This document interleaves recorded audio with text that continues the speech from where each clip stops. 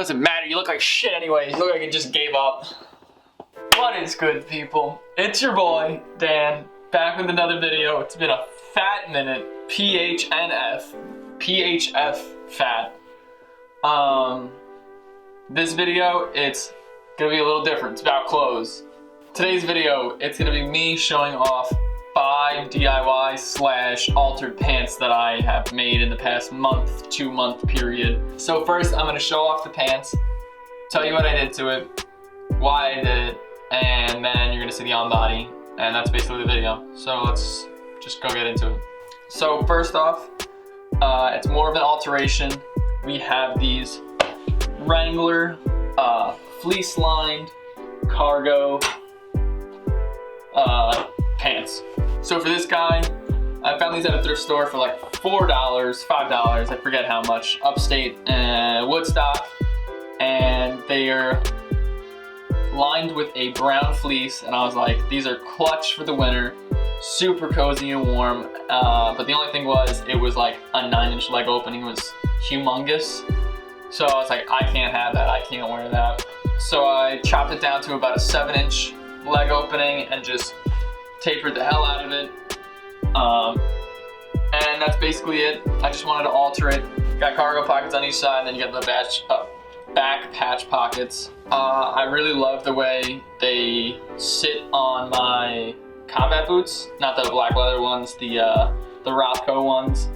They just look really nice, and even though it's a 7-inch leg opening, it actually still is a very baggy pant because of how thick they are.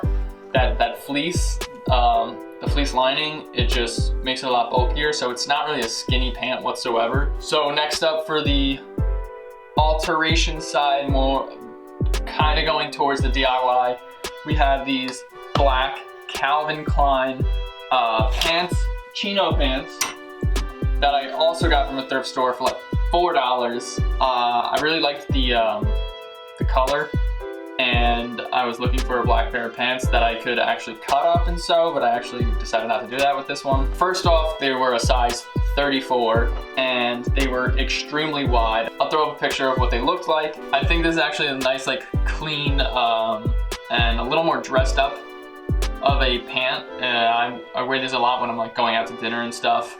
So moving on to more of the DIY stuff, I have these tapered Gap pants in this like slate gray color that I tapered even more, and then as you can tell, I put these brown corduroy rectangular patches on. When I did it, I was going for like a kind of, I don't know, I would say a mix between motocross / motorcycle pants and I guess carpenter pants. I feel like motorcycle pants or motocross pants, they have like paneling a lot, and I thought the brown corduroy would actually be a really nice touch, A, because the contrast of the color, B, because the texture. I thought it would look really nice and accent the pant, which it did, but I was lazy and stupid.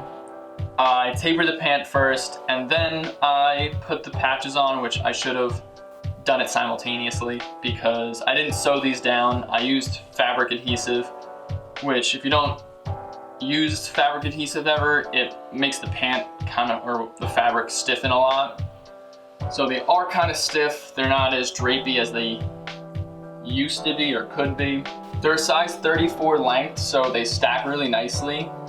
They would stack better if the fabric at the brown paneling wasn't so stiff, but what are you gonna do?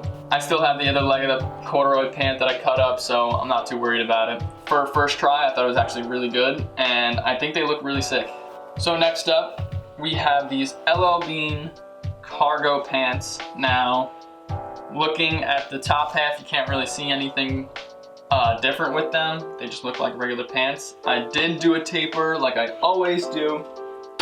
These pants, I have a picture of these actually. I can put it up and show you what it looked like. They were a lot wider, so I had to take them in. If you look at the bottom half of the pant, you will see that they are black. So I lengthened the inseam and tapered the pant itself. First I did the beige pants. taper them, and then I wanted to put another fabric to it and have like another contrast. The only thing I did wrong with this one is I cut the beige pant below the knee when I should have cut it at the knee, or maybe even a little bit above, and made the black pant a little longer. Unfortunately, the black part's kind of short or small in my opinion. I haven't been able to wear these yet because I just finished them 2 days ago. I mean, I haven't even finished the hem. Still gotta finish these bad guys up. 2 brands that have done this actually that kind of inspired me to do it was Fear of God in their most recent collection, and Represent Denim. They kind of had a pair or two that was kind of similar to like this. But yeah, I just wanted to try it out, make the inseam longer of this guy, and do something a little different, have a couple different pieces in my wardrobe, something like this. So I think this was a good first try. Next time I will make sure to make the bottom part longer and that top half a little bit shorter, just so it looks a little more even. So lastly, for the DIY pants, I have these cut and reworked, sewn, whatever you want to call it, pants.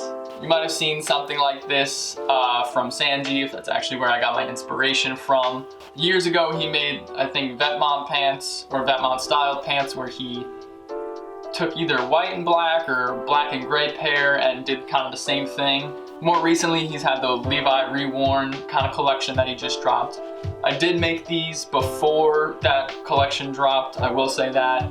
I did this actually Super Bowl Sunday.